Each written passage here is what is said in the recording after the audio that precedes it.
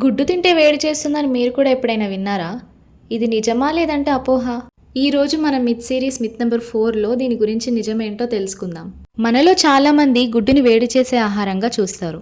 పిల్లలకి జ్వరం వచ్చినప్పుడు, వేసవి కాలంలో లేదా ముక్కులో నుండి రక్తం వచ్చినప్పుడు కూడా గుడ్డు ఇవ్వడం మానేస్తారు.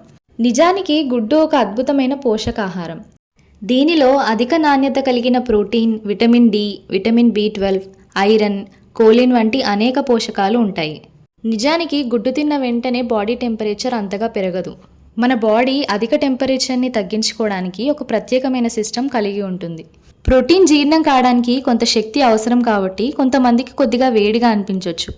కానీ అది శరీరానికి హాని చేసేంత వేడి పెరగడం కాదు. పిల్లల ఎదుగుదలకి గుడ్డు చాలా ఉపయోగపడుతుంది. 6 నెలల వయసు దాటిన తర్వాత సరైన కాంప్లిమెంటరీ ఫీడింగ్లో భాగంగా గుడ్డును పరిచయం చేయాలి.